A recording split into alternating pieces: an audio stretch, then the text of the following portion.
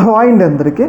Operation Sindoor తర్వాత మన భారతదేశ సత్తా అనేది ప్రపంచ దేశాలకు తెలిసి వచ్చింది. మనం గమనించుకున్నట్లయితే కేవలం 3 రోజుల్లోనే పాకిస్తాన్ని ముప్పతిప్పులు పెట్టాం. ముఖ్యంగా పాకిస్తాన్కి సంబంధించిన 11 వైమానిక ఎయిర్ బేస్ల మీద మన భారతదేశానికి సంబంధించిన బ్రహ్మోస్ మిసైల్ అనేది స్వైర వ్యవహారం చేసింది. ఎలా అంటే కేవలం 3 రోజుల్లోనే మన దాటికి తట్టుకోలేక పాకిస్తాన్ అమెరికా కాళ్ళ మీద పడ్డది.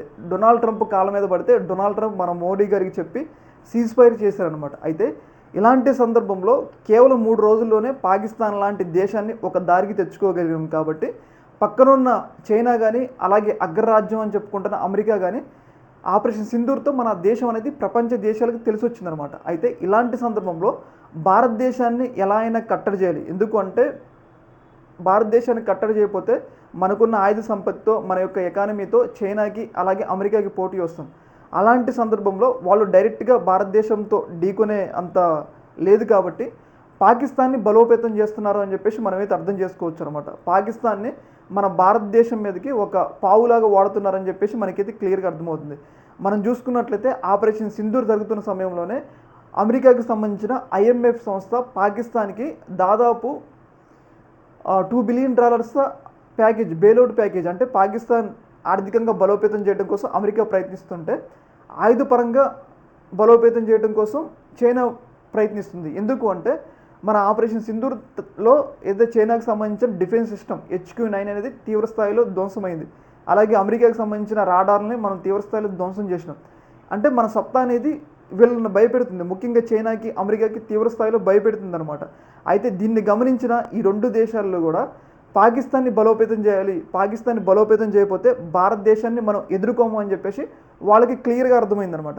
అయితే దీన్ని గమనించిన వాళ్ళు ఇప్పుడు ఏం చేస్తున్నారు అంటే ముఖ్యంగా చైనా పాకిస్తాన్కి కేవలం చీప్ రేట్ అనమాట, చాలా తక్కువ రేటుకి పాకిస్తాన్కి రీసెంట్గా చైనా తయారు చేసిన అడ్వాన్స్డ్ స్టెల్త్ J-35 అనే ఎయిర్క్రాఫ్ట్ చూశారు కదా. అడ్వాన్స్డ్ స్టెల్త్ విమానాన్ని J-35ని పాకిస్తాన్కి చాలా తక్కువ రేట్లలోనే ఇచ్చేందుకు, అది కూడా ఈ ఏడాది చివరిలో 40 విమానాలు ఇచ్చేందుకైతే చైనా సిద్ధమైందనమాట. ఇదంతా ఎందుకంటే పాకిస్తాన్ మీద ప్రేమ కాదు చైనా ఇచ్చేది. ఎందుకు అంటే పాకిస్తాన్ని బలోపేతం చేయడం ద్వారా దాన్ని భారతదేశం మీదకి యుద్ధం ప్రేరేపించినప్పుడు భారతదేశం ఓడిపోవడం కోసం, అలాగే భారతదేశం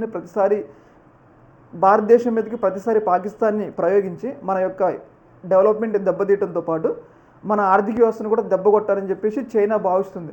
అందులో భాగంగానే పాకిస్తాన్కి సంబంధించిన చైనాకి సంబంధించిన అడ్వాన్స్డ్ స్టెల్త్ 35 ఇవ్వడానికైతే సిద్ధమవుతుందన్నమాట. ఇది ఒక రకంగా మన భారతదేశానికి హెచ్చరిక లాంటిది. ఒక్కసారి పాకిస్తాన్కి అడ్వాన్స్డ్ స్టెల్త్ J-35 కనుక చేరిందనుకో అప్పుడు ఏమైందంటే వాళ్ళు మన భారతదేశం మీద రెచ్చిపోయి దాడి చేయడానికి అవకాశం ఉంటుంది. స్టెల్త్ విమానం అంటే అది మన రాడార్లో చిక్కదు, వాళ్ళు ఎక్కడికి వచ్చినా మన దేశంలో దాడి చేసి వెళ్ళిపోవడానికి అవకాశం ఉంటుంది అనమాట.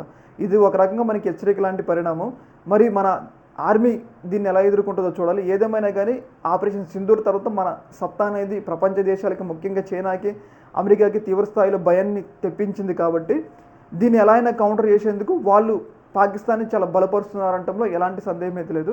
మరి దీని మీద మన భారతదేశం ఎలాంటి మెజర్మెంట్స్, మనం కూడా F-35 లాంటివి దిగుమతి చేసుకోవాలి అమెరికా నుంచి, అలాగే రష్యా నుంచి Su-57 లాంటి ఏమైనా దిగుమతి చేసుకోవాలని చూడాలి. ఏదేమైనా కానీ మన మీద ప్రయోగించడానికి ఒక ప్రయోగ వస్తువులాగా పాకిస్తాన్ని మన మీద వాడుతున్నారు అని చెప్పేసి మనమైతే అర్థం చేసుకోవచ్చు అనమాట.